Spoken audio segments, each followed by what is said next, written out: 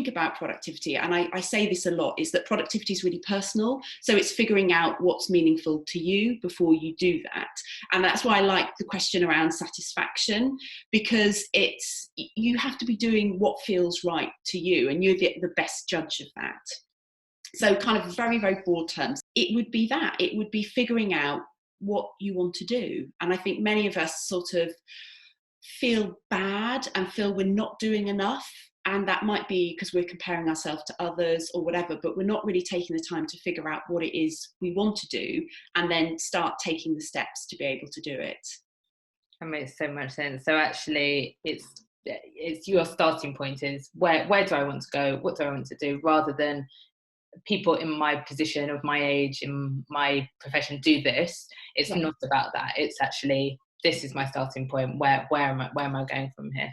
Yes, yeah. And when you do compare yourself, I look at, people who might be successful and you just think, God, their lives would be a nightmare to live. I don't want to do that. You've got to figure that out. And, that idea that if you set goals for a year or for a plan or even for a day, you have to figure that out. So prioritize what it is you want to work on. And I think the other key ingredient around productivity is about being motivated to do it. So there's a bunch of stuff that we want to do, which is, the fun stuff, the kind of creative side projects, the stuff we don't have time for, that stuff that we really, really struggle to fit in, but we're really highly motivated to do. And then there's the other stuff that we just have to do. And I think there's a load of stuff we do, if we are in a job or part of our family life that we don't particularly want to do, it could even be life admin, and you still have to get that done, but your motivation is really low. And there's different approaches to doing both of those that you tap into how you feel about them.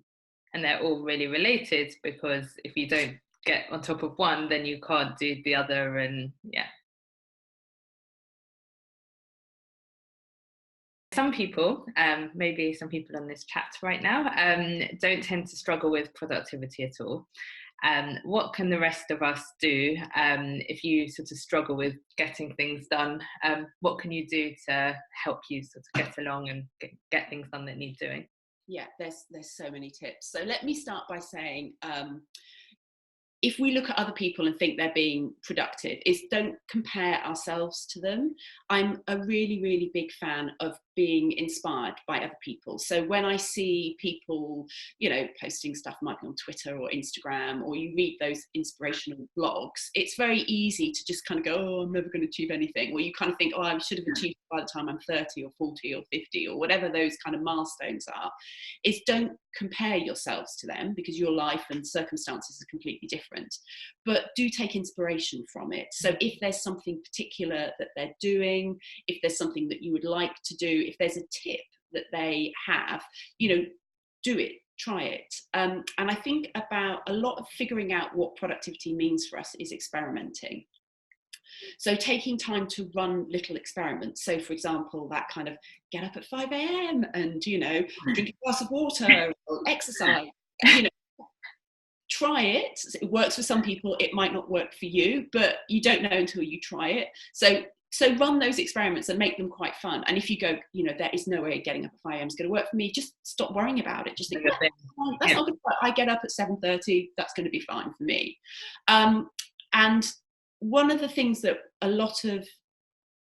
it's a real kind of stumbling block when we want to change our behavior, if we want to start doing something new or stop doing something bad. So it could be, I want to start writing daily, and I want to stop using my phone so much or spending so much time on social media, is to do stuff that's really very, very small. So breaking the task down so it's absolutely minute.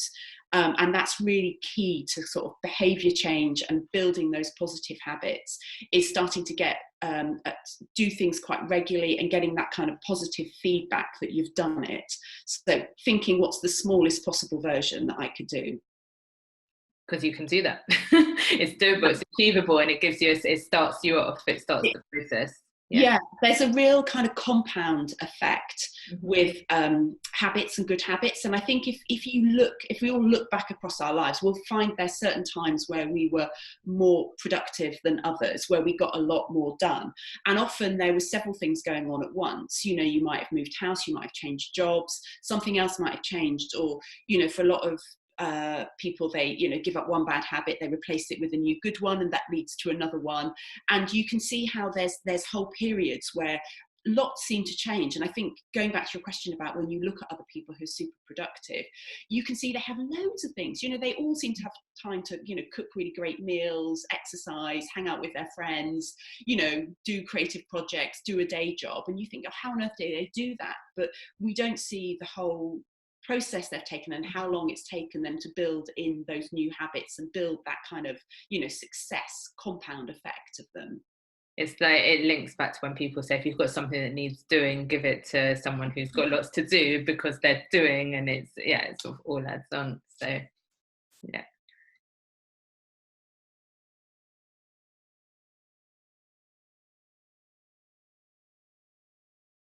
First of all, what are the best books and websites to help us become more productive?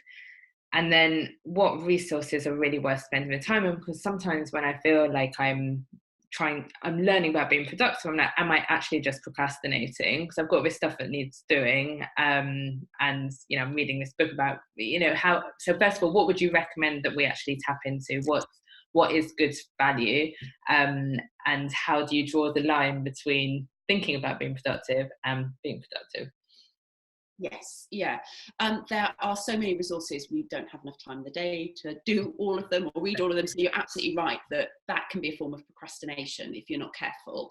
So, you know, you need to figure out what you want to learn about and be motivated to do it. There's no point in me recommending a time management book. So one that's really an absolute classic is Getting Things Done by David Allen. It's a real classic, but it's a bit outdated. It's a bit of a hard read. You know, it's sort of like, is that going to be a useful, and he's talking about a very big system to implement. So it's a great book. It's really, really helpful. But for most people, that's not going to be accessible enough. So I would think the things that I kind of go back to again and again, there's a podcast called Hurry Slowly by Jocelyn Tay Gly, and she is one of my all-time favourites, and particularly she's on about her fourth season of that now. But when it first started, she was tackling those really, really big productivity questions. What does it mean to be a creative? What does it mean to be productive? And her overall message is just, you know, slow down. So it's a really refreshing approach and a very kind of mindful approach to doing things. And it comes back again and again to a lot of the theories of change around things like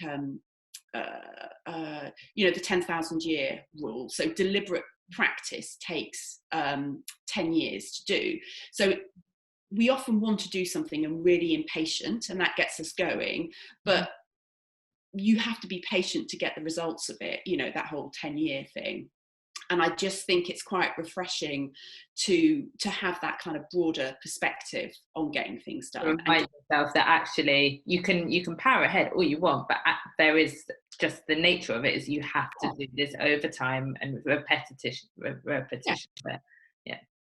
Yeah. I mean, I would say I was sort of blogging for, you know, a good 8 years before I wrote a book. And it was just a small little thing that I did from time to time. And that just helped build my confidence and build my skills before I could do something, which was the dream I had as a child, was write a book. But you take time to get up to that stage. So in terms of Jocelyn K. Gly, so she has a brilliant podcast. She's got a fortnightly newsletter. I would really recommend people just sign up or just scroll through the list of those and have a listen. In terms of kind of, which is a bit more weighty, an academic that I've been following for years and years is a guy called BJ Fogg, whose book Tiny Habits just came out 2 weeks ago. So I did his course back in 2014. And he is the founder of the Stanford behavior design kind of institute. So at Stanford University, he's been studying this forever, and he's only now finally put his book in the world.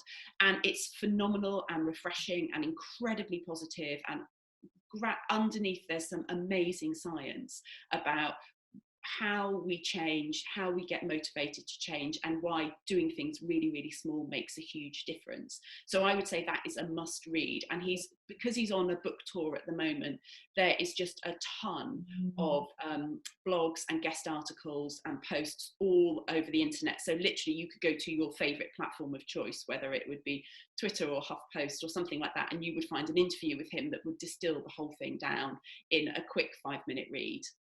So I that don't have to read. yeah. Really, yeah. To read the book on that one. And I was just trying to think. I just like Oliver Burkeman, just his columns for The Guardian. Just he's funny. He's a kind of a productivity experiment in process where most of the time he's failing and he's sharing what works. And his books are great and his columns are great. And I just think that realistic approach to what it means to be productive is worth a go. But there are hundreds of books on productivity. I could, you can see shelves of them behind here. I could recommend lots and lots. But I just think, a podcast, a book, and a column is probably great. No, it's really, it's sort of and it's a realistic, rather than saying here's 10 books to read this month, it's like actually here's different medium. Who is the most productive person you know, and how do they do it? So I really struggle with this, and I couldn't come up with one person. Okay. So you really wanted a person, and I just couldn't think of one person. And I don't know why. I think it's because there's certain characteristics that I admire in people, and the people that I would say are most productive are the ones that are just doing what they really want to do. So it's not about getting lots of stuff done. It's about who they are, and you look at them and you think, wow, that's amazing what you're doing, but it's not necessarily because of productivity. It's just how so it's to do with that level of I think people that I admire, they have a clear sense of purpose. They know what they're doing, and they make efforts to do that thing, and you can see how much enjoyment it gives them. So there's a whole bunch of attitudes and behaviours that they have, from prioritizing and saying no to choosing fun stuff and having a balanced life. I would say someone who is productive does have a whole range of things going on in their life, and I think that that is inspiring to me. To have what you're doing, what's visible in terms of like that might be work related or hobby related or writing related, but then when you speak to them, there's a whole sort of 360. Definitely. The ideal. The ideal. Totally, I'm totally with you on that. We're all in this session hoping to come away basically to be more productive and to be able to achieve the things that we've set out to achieve. What could we do straight away when we log off? I know we're not logging off yet, but when we do, what would you recommend that we do straight away? Apart from so I would literally, like, if everyone has 1 minute after this call, is like grab a pen and paper and just write down what they want to do. So literally everything, whether it's like a little mind map, word cloud type thing, just put it all down. So these are the stuff that I want to do. These are stuff that will make me feel I'm being productive. And there'll be a bunch of stuff which is I'm really motivated, I really want to do that, that is very exciting or creative. And there'll be a bunch of stuff that I really don't want to do, but I still have to get done. And it's literally just pick one and then figure out what the smallest thing you can do to do that. So what could you do in the next minute that moves that forward? Yes, sorry, I've just realised we had a question here which I missed. Could we please repeat the book name and author of The Stanford Guy? Tiny Habits by BJ Fogg. There we go.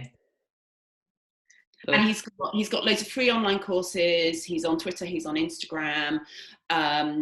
I did his course Tiny Habits was a 5-day approach, and it's so simple and so easy, and he's just full of advice. So worth hunting him down. Amazing. Cool. So back to so we know we've got something to do after this. We're all going to take a minute and just sort of break down. Would you say short term, medium term, long term? How? So just, I mean, going back to like the rules of kind of, it goes back to my innovation background, come up with as many ideas as possible and don't judge them. So get as much down as you want to. So that could be stuff which is really, really long term and really, really important to you. And it could just be stuff like, you know, if I don't finish this report today, I'm going to get into trouble. You know, so whatever is in your brain, because we will have a ton of stuff that's just all buzzing around that we all want to get done. And then put it all down and then just prioritize based on what you really, really want to do. So a lot of productivity advice is either prioritization or time management. And we could dig into both of those things because there's loads going on around that.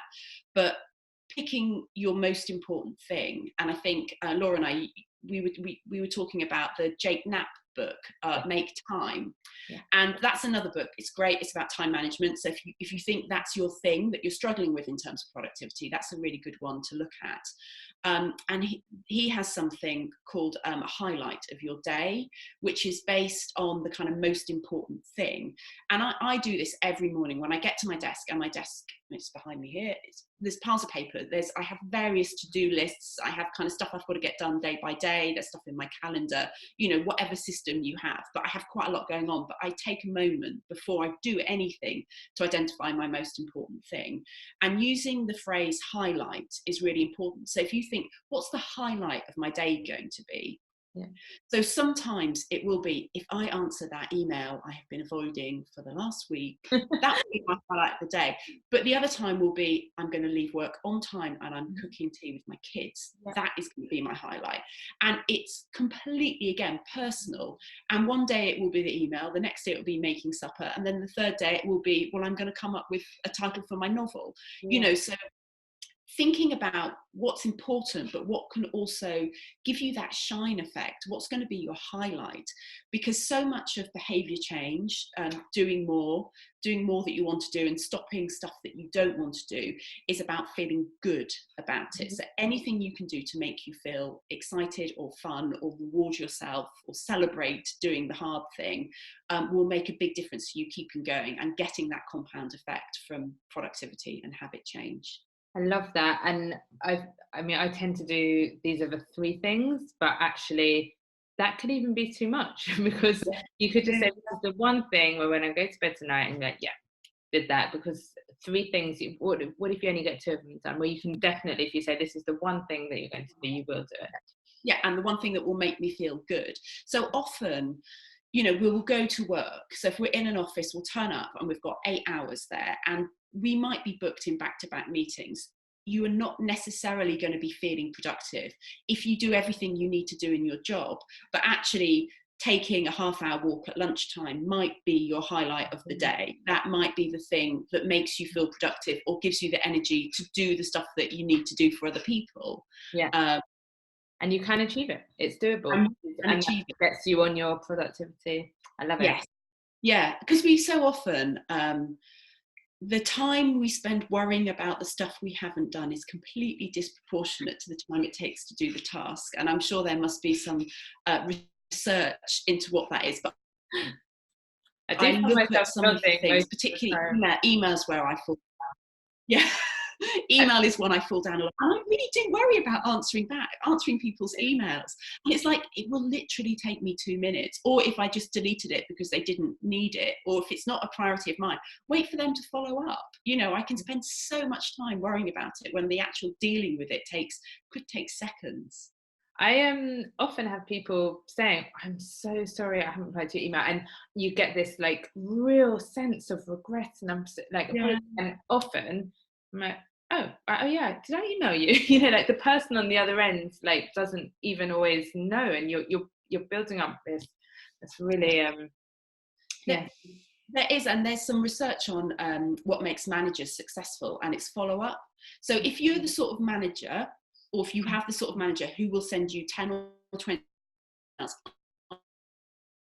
asking for stuff and they don't follow up on anything, you're not going to do the 20 things they've asked you for, but you would do the one that they said, no, I need that today. So actually it's almost like a bit of an experiment you could run, is not reply to any emails until someone follows up, because you don't know. There are some people who just they think through their email, oh, I need this thing, they send it off and they've forgotten about it because they've gone, I've put that on someone else's desk, this isn't my priority. And actually they're not being productive and they're killing your productivity. So there can be real toxic habits that exist in a workplace. So if you prioritize that task within Baton, you might not even need it anymore. And so it's, waiting for follow-up. You don't know how important that is to somebody. And going back to Jocelyn K. Gly, she wrote a book called Unsubscribe, which was about dealing with email, and I found that so helpful because she just provided a framework to stop you feeling bad about email, because it is a real sense of overwhelm for so many of us. Load to our inboxes. We've got a question here in our Q&A box from Charlotte, and she says, how do you stay focused in the office when doing more detailed writing tasks? So I guess that means what you're referring to, Charlotte, is where you've got lots of things going on, you've got messages coming in your inbox, you really need to focus on something that you have to write. And how do you block everything else out so you can really do what's in front of you? Yeah, so if you've got tasks like that coming up, you need to sort of schedule them, but it's not necessarily about making time for them, it's about creating the environment for them. And you would be best suited to figure out what that environment is. So if you just take a very simple difference between extroverts and introverts. So for an extrovert, even an extrovert writer doing quite detailed work, they would work best when there's buzz around them. For an introvert, it would absolutely just kill that task and they wouldn't be able to concentrate. So I would go back to figuring out what your task is. And if you're not sure what environment would work for you, just come up with a list of things. So do you need to book a meeting room? Do you need to put noise cancelling headphones on? Come up with 5 or 10 different suggestions of how you could deal with it. So you could create an environment that's constructive for you and then pick them off and try them out. Because you might find that actually you're fine in the office. It's just, you just can't be sitting next to someone else, or you can't be, whatever it is that's stopping you, because it's not necessarily time, or it might not even be noise. It could be something else. Wow. So it's that actually experiment. Try. It's really generate like what, because this goes back to a lot of us wanting to do stuff, is we don't really know what's stopping us. And I find that the work I do with writers, 90% will say they don't have time to write. That actually usually isn't the problem. It could be they've not prioritized it enough. It could be that they don't know where to start, or they're stuck, they're struggling with something, or they're being too ambitious, or they've got a writing block.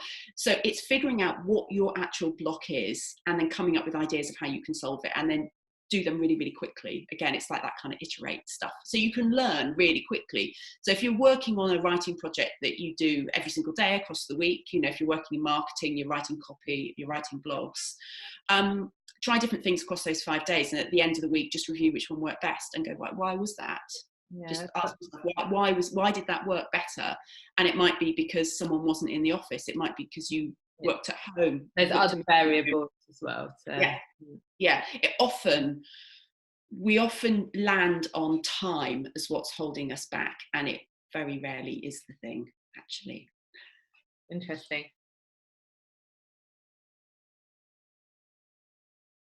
What is your single most important piece of advice for high productivity in a happy side hustle? Oh my gosh, I've got lots. Celebrating what goes well. So let's say you've figured out, you want to do for your side hustle. So you've got that sorted and you've started doing it. So however small you've done that, it's noting your progress and really celebrating that. And I have my little daily rituals. So every morning I focus on what my most important thing is, which sometimes is side hustle stuff, sometimes it's personal stuff, sometimes it's work.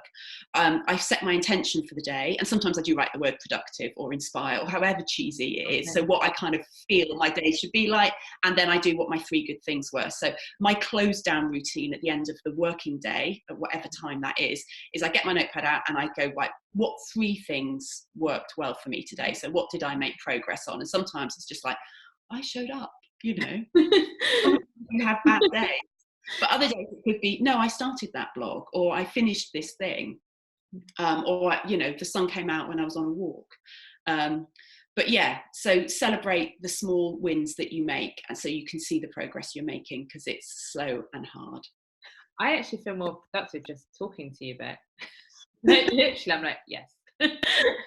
Right, we have actually got 2 minutes and one more question here. So if you've taken on too many projects and you've just taken too many on and you can't see a way out, what do you recommend as a good starting point? So the trap I've often fallen into is, particularly if the projects are incoming, so from bosses or clients, is actually figuring out when they need it. So communicating with other people, because I'm assuming that a lot of that is not stuff that you're self-generating, because if it's stuff you're self-generating, you can prioritize and go, what do I really want to do? But if it's other people, you need to find out what they want and why they want it.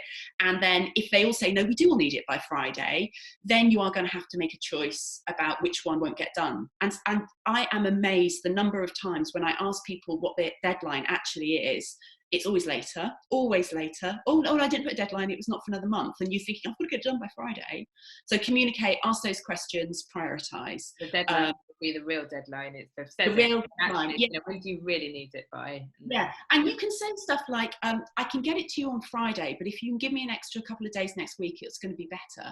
You know, something like that, to say, I can get a first draft to you by Friday, but if you can give me Monday, Tuesday, I can get it edited and it'll be finalized. You know, would you rather get the draft, or do you want the polished thing? So something like that, you get a sense, and you get to know your own clients or your own boss, because sometimes bosses want a draft because they want to tear it to pieces because you've not done what was in your head. Other people go, I just want, it's a bigger project than it is.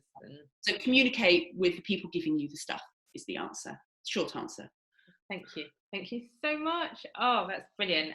So many good ideas, things to read, things to do straight away. I've just popped a link in the chat box, everyone. So if you'd like to join us for more Wednesday wisdom sessions, or to sign up for our mailing list, everything is via that link, and we'll keep you updated with everything coming up. Bec, thank you. That was amazing.